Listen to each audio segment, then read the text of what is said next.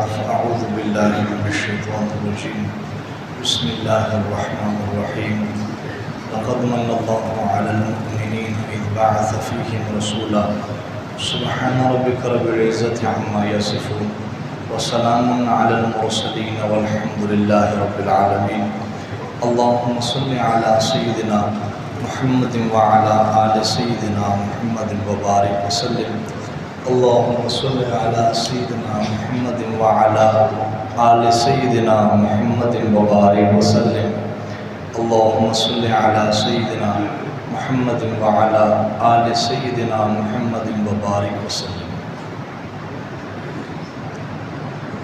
ربیع الاول کا مہینہ چل رہا ہے۔ اس ماہ مبارک میں آقائے مدنی صلی اللہ علیہ وسلم اس دنیا میں تشریف لائے ہیں،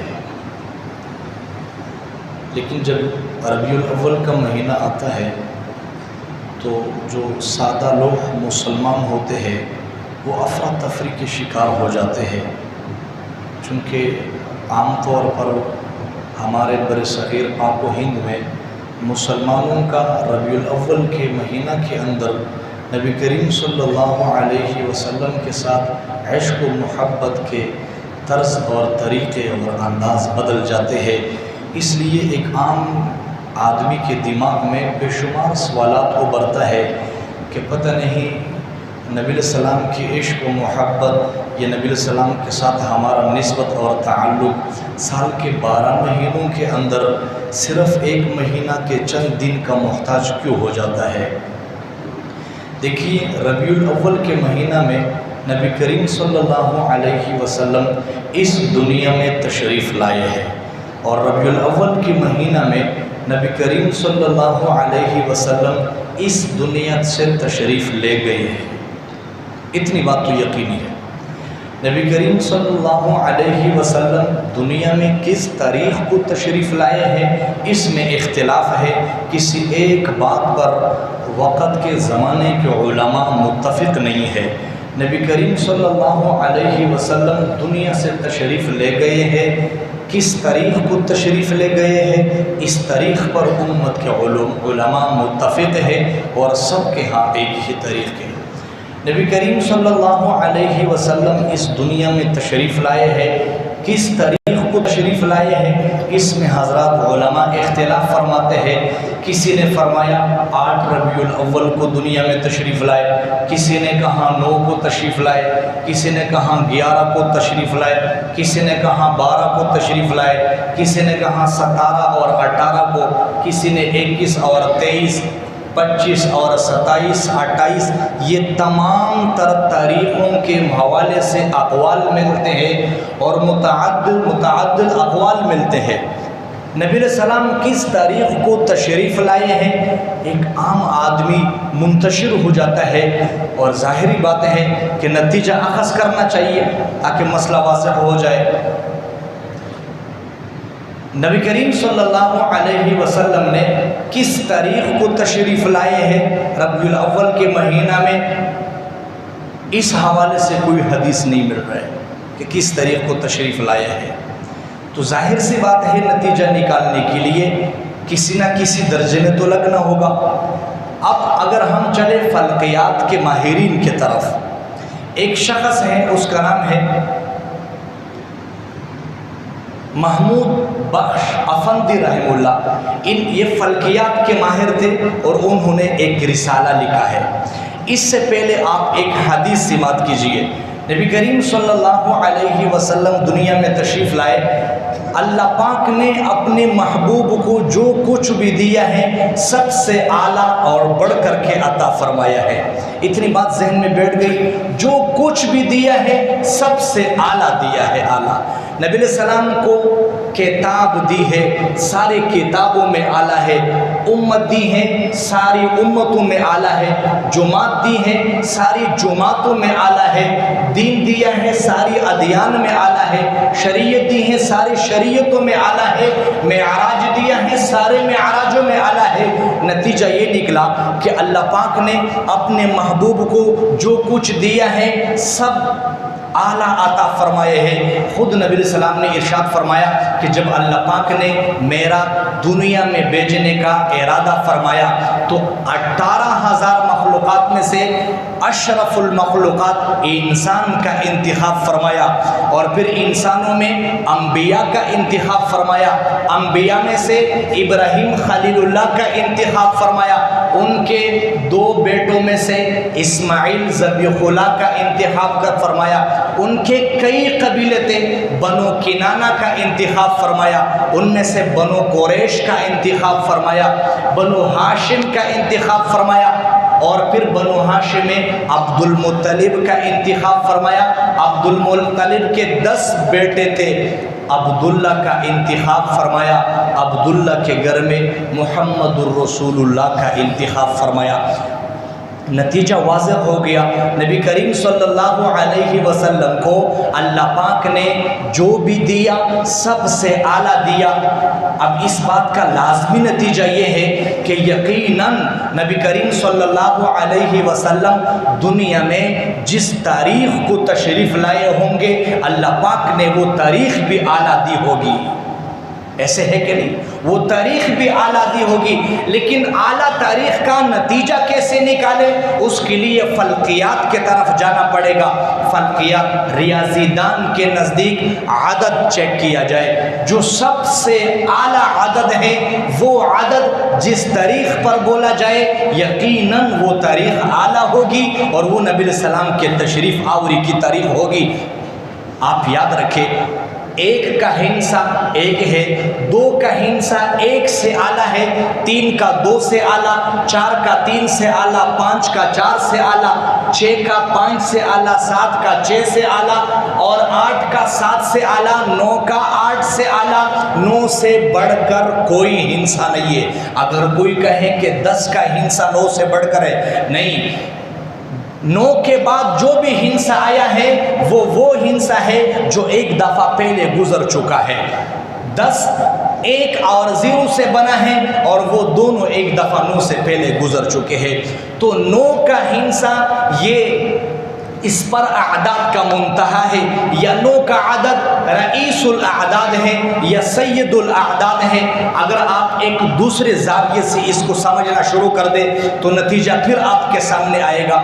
9 سے نیچے جتنی بھی عدد ہے آپ 9 سے ٹکرائیں گے نتیجہ 9 آئے گا بھائی۔ 1 9 ہوتا ہے، جب دونوں آپس میں، یعنی 9 کو جب آپ 2 سے ضرب دیں گے کتنے بنتے ہیں؟ 18۔ 18 میں 2 چیزیں ہیں، 1 اور 8، دونوں کو جمع کرو نتیجہ کیا نکلتا ہے؟ 9۔ اگر آپ 3 سے ضرب دیں 27 بنتے ہیں، 27 میں 2 چیزیں ہیں، 2 اور 7، دونوں کو جمع کر دو نتیجہ کیا نکلتا ہے؟ 9۔ 4 سے ضرب دے 36 بنتے ہیں، اور 36 کے اندر ایک 3 ہے ایک 6، دونوں کو جمع کرو نتیجہ کیا بنتا ہے؟ 9۔ اور اگر آپ 5 سے ضرب دے 45 بنتے ہیں، 45 کے اندر ایک 4 ہے ایک 5، دونوں کو جمع کر دو نتیجہ کیا نکلتا ہے؟ 9۔ اور اگر آپ 6 سے ضرب دے 54 بنتے ہیں، 54 میں 4 اور 5، دونوں کو جمع کر دو نتیجہ 9 نکلتا ہے۔ 7 سے ضرب دے 63 بنتے ہیں، ایک 6 اور ایک 3، نتیجہ 9 ہے۔ آپ 8 سے ضرب دے 72 بنتے ہیں، ایک 7 ایک 2، نتیجہ 9 نکلتا ہے۔ آپ 9 کو 9 سے ضرب دے 81 بنتے ہیں، ایک 8 ایک 1، اور دونوں کو جمع کر دو نتیجہ 9 نکلتا ہے۔ تو ریاضی دانوں کے ہاں جو سب سے اعلیٰ عدد ہے وہ 9 ہے، جس پر اعداد کا منتہا ہے۔ یقینی نتیجہ یہ ہے کہ جو سب سے اعلیٰ ہے وہ جس تاریخ پر بولا جائے وہ تاریخ سب سے اعلیٰ ہوگی، اور جو تاریخ سب سے اعلیٰ ہوگی وہ نبی علیہ السلام کے تشریف آوری کی تاریخ ہوگی۔ اس لیے کہ اللہ پاک نے اپنے محبوب کو کائنات میں جو بھی دیا ہے سب سے اعلیٰ دیا ہے۔ لازمی نتیجہ یہ ہے کہ نبی علیہ السلام کے آنے کی جو تاریخ ہوگی وہ بھی اللہ پاک نے سب سے اعلیٰ عطا فرمائی ہوگی۔ نبی کریم صلی اللہ علیہ وسلم دنیا سے تشریف لے گئے 12 ربیع الاول کو، اس میں کوئی اختلاف نہیں ہے۔ 12 ربیع الاول کو نبی علیہ السلام تشریف لائے ہیں، یہ مشہور ہو گیا ہے وفات کے اشتباہ کی وجہ سے، اس لیے آج کی دنیا نے نبی علیہ السلام کے تشریف آوری کا دن بھی 12 ربیع الاول کو سمجھ لیا ہے۔ اب نبی علیہ السلام دنیا میں تشریف لائے، نبی علیہ السلام کے تشریف لانے پر ہمیں خوشی ہونی چاہیے یا نہیں ہونی چاہیے، یہ اگلا مسئلہ ہے۔ اس بات کو یاد رکھیں، بچہ گھر میں پیدا ہو، کوئی بھی کائنات میں ایسا پیدا ہو نہیں ہوا کہ جس کو بچے کے پیدا ہونے پر خوشی نہ ہوتی ہو۔ گھر میں بچہ پیدا ہوتا ہے، ہر کسی کو خوشی ہو، بچے کے ولادت پر خوشی مناؤ، خوشی ہے، یہ عین دین ہے، عین شریعت ہے، لیکن بچے کی ولادت پر ہر سال خوشی مناؤ، یہ دین نہیں ہے، یہ شریعت نہیں ہے، یہ کسی نے ہمیں کسی اور لائن پر روانہ کر دیا ہے۔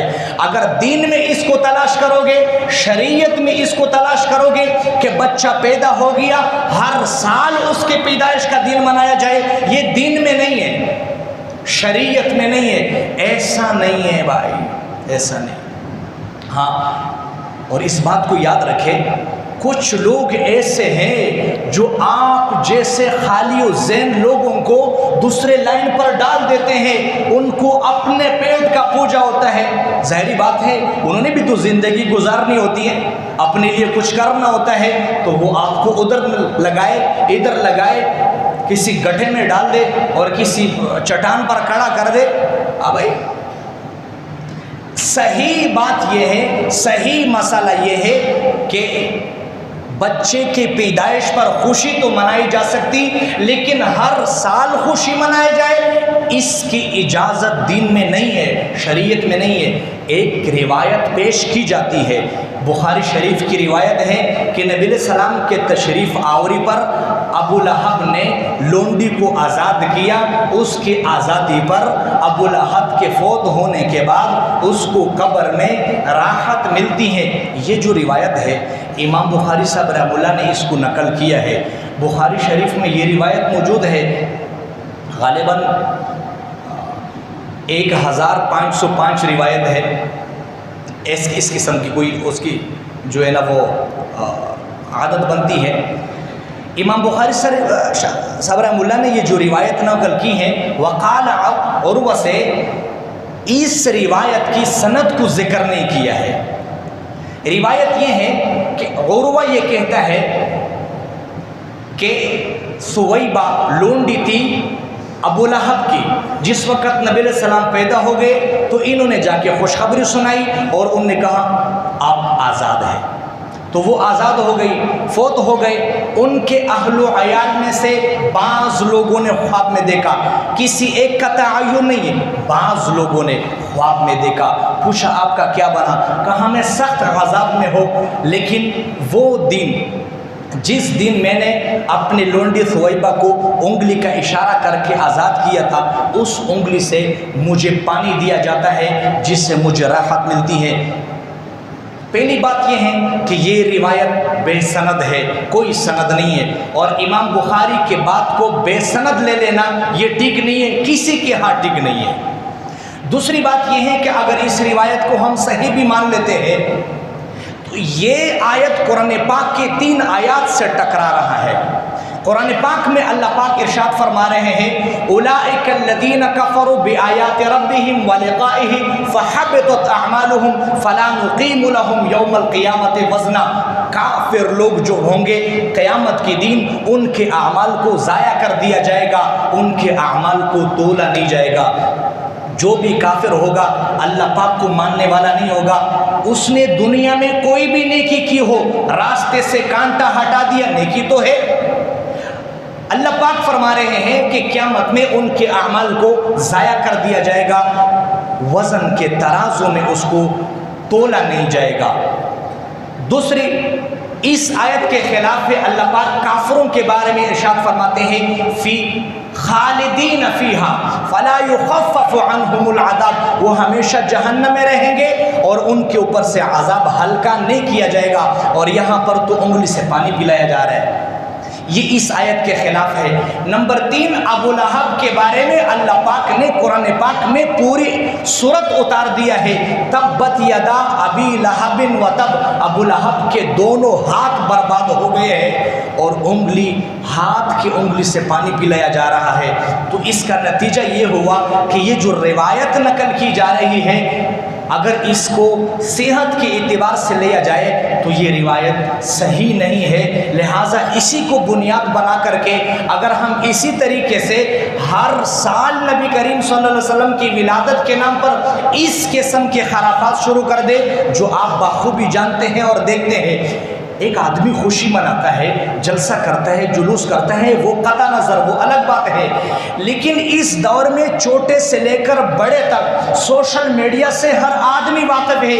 ولادت کے نام پر جو خرافات ہو رہے ہیں، جو بدعات ہو رہے ہیں، جو اللہ پاک کے محبوب کی توہین ہو رہی ہے، اگر غیر اسے دیکھ کر کے وہ یہ نہیں سمجھے گا کہ یہ مسلمان ہے یا یہ دین کا حصہ ہے۔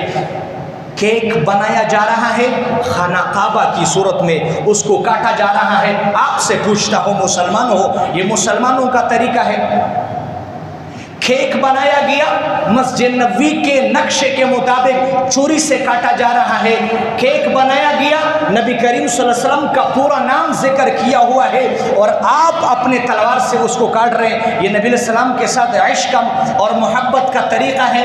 بھائی یہ دین نہیں ہے۔ اللہ کی قسم، اگر ایسا میں کرتا ہوں میں غلط ہوں، اگر ایسا آپ کرتے ہیں آپ غلط ہے، اگر ایسا کوئی اور کرتا ہے وہ غلط ہے، اگر ایسا کوئی کرنے پر آپ کو لگا رہا ہے وہ سب سے بڑا جاہل ہے۔ خدا را ہم ان خرافات سے بچے، صحیح معنوں میں دین کو سمجھے، دین کو سیکھے اور دین کو فالو کرے اور دین پر چلنے والے بن جائے۔ اسی میں دنیا کی بھی کامیابی، مرنے کے بعد کی بھی کامیابی ہے۔ اس کے علاوہ ہم دین کو سمجھیں گے نہیں، صرف لوگوں کے پیچھے چلیں گے، جس گٹیرے میں کھڑا کر دیا اللہ پاک ہم سے سختی سے پوچھیں گے۔ اللہ پاک مسئلہ سمجھنے کی توفیق عطا فرمائے۔